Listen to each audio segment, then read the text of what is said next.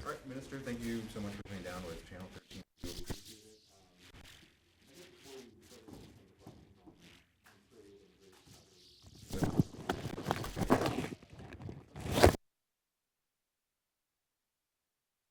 Brings you to the state of Nevada? Well, I mean, this is part of a program that the Mexican president has required from his members of his cabinet for us to be more active in the United States in delivering the message that the relationship between the U.S. and Mexico is very positive, not only for Mexicans, but also for the American people.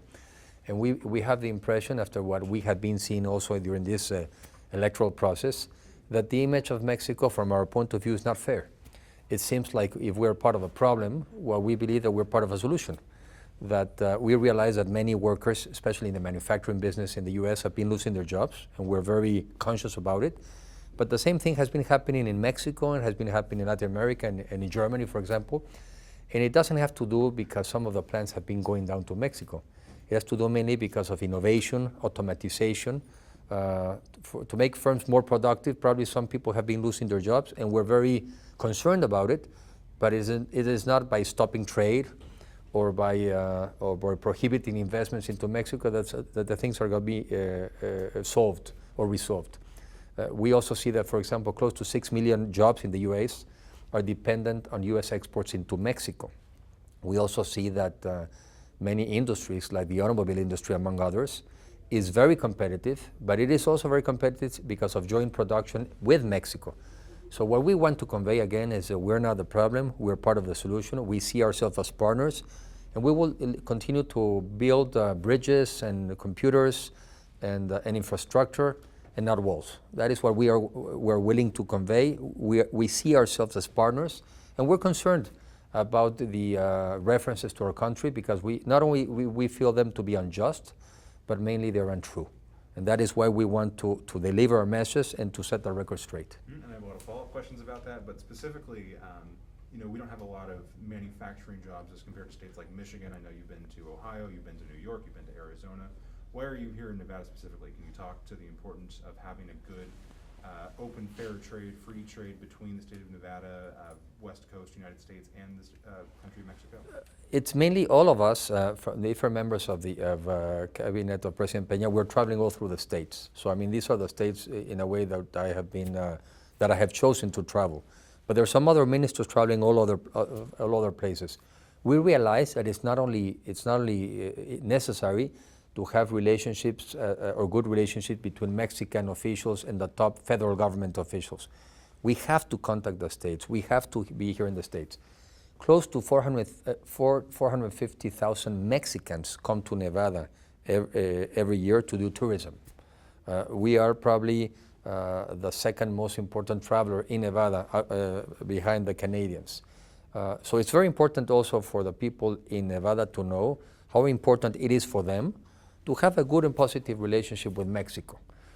We also have Mexican investments in Nevada. We have firms like Bimbo, which is now the largest bread company in the world, and some of the American brands, Sara Lee's, is now Mexican-owned.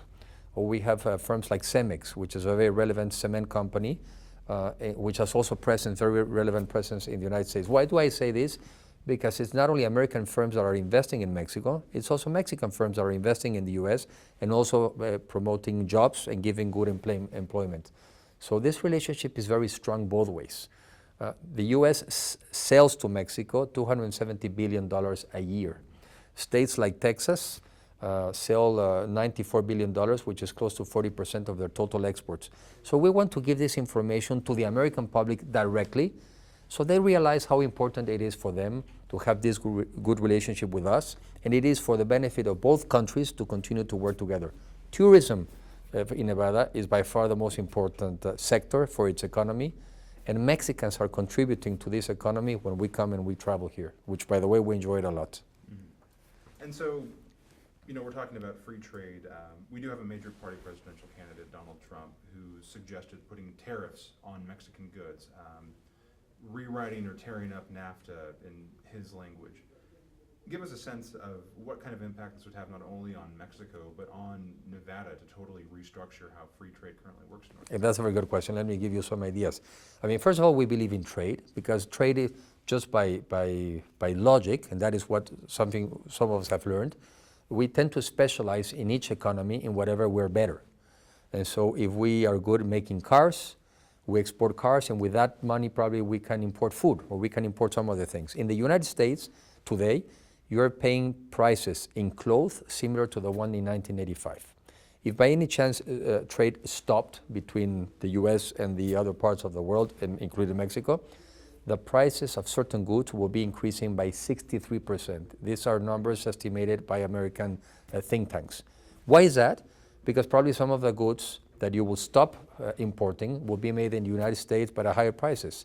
And also the other way around. So stopping trade is not the solution of preserving jobs.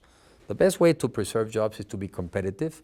And also, by the way, probably the government has to pay more attention in how to help some of the workers that have been losing some of those jobs in some of the industries, how to earn capabilities to be able to incorporate in other sectors. That's a similar challenge as the one we're facing in Mexico. But mainly, the effect in the United States will be to pay higher prices for the same goods. That will be the effect for the American consumer. So it's also a question to ask the American consumer if they will be willing to pay higher prices for the same goods. Sure, and I don't want to get into an argument over perceptions, but there is a perception out there that rolling back some of the free trade provisions that have been in place since the 90s would have the effect of returning jobs to America, whether those are blue-collar jobs, manufacturing jobs. I'm guessing you disagree. No, but I'm going to give you an example. If someone believes, let me give you an example, that if by inhibiting the trade or the joint production with Mexico, American firms would be gaining,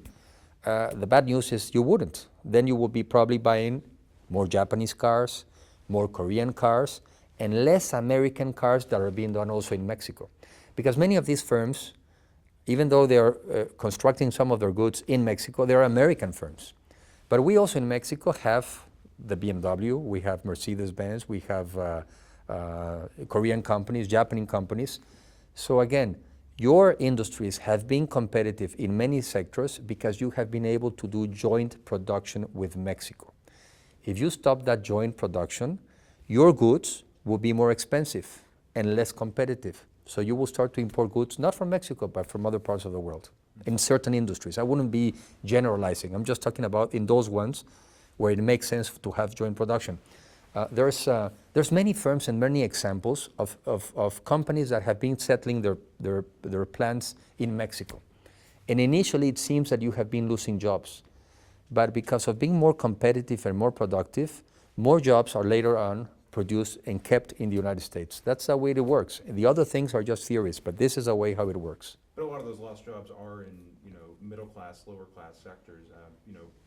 The theory is that free trade will eventually promote more employment both in Mexico and the United States. It benefits everyone to have that specialization of goods, right?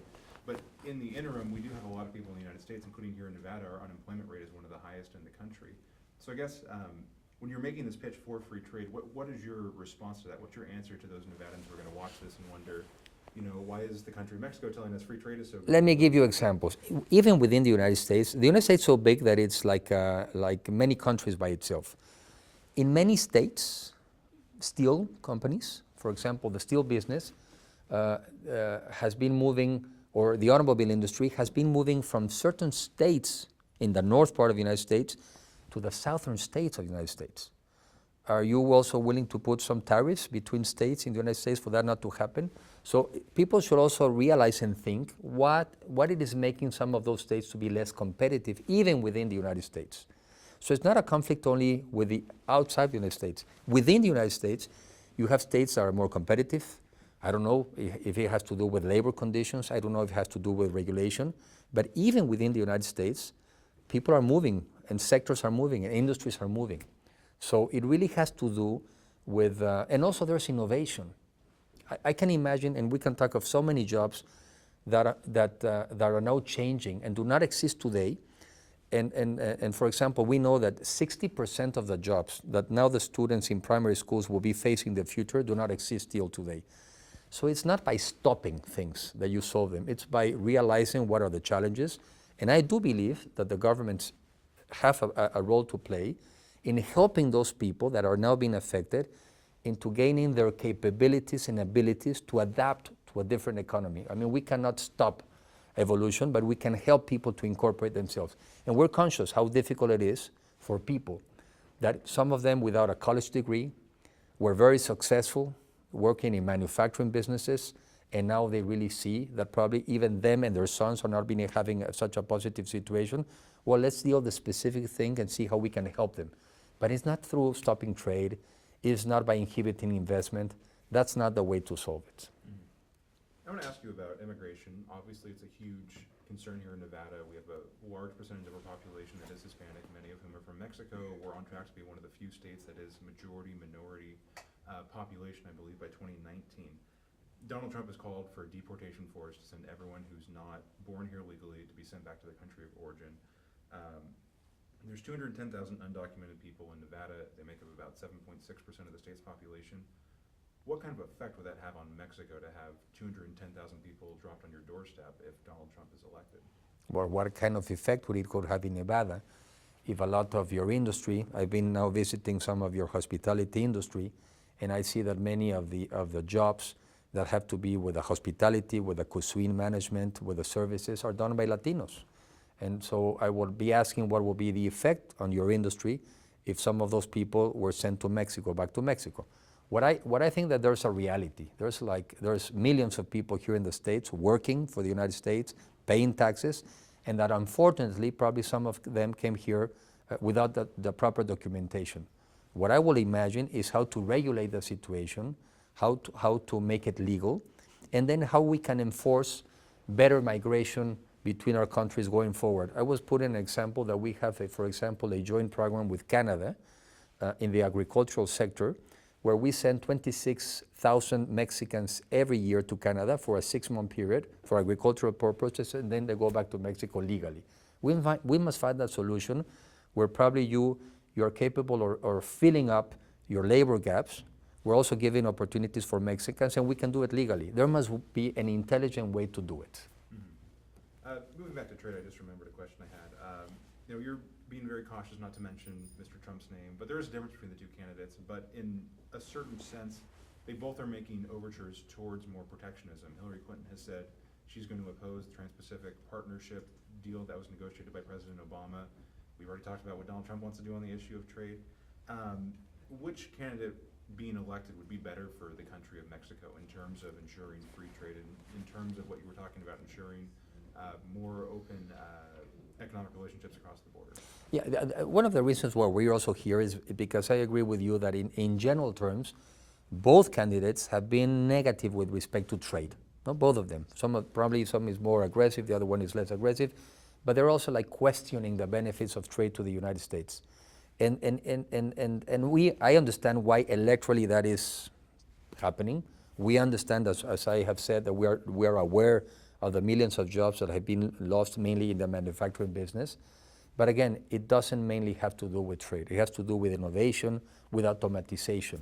So I think we have to work together in those issues. I myself, and this is a personal position, I believe that we have to discuss worldwide, what are we going to do with an economy that is substituting people for machines in order to be more competitive. I think we have to think about it. We have to think if we can come to some kind of agreement, because at the end of the day, the goal of any economy is for the people to be better off. And sometimes our economies are not always working for the good of the people. So I think that this is like a global discussion. This is nothing that can be solved only by Mexico. It is a global discussion, and as climate change was something that could not be solved by any particular country, I think that the labor issue is something that we should discuss worldwide. And just finally wrapping up, many people criticize the Mexican president for, when he met with Mr. Trump, for not more sharply criticizing him for some of the comments that he's made about the Mexican people. You know this as well as I do.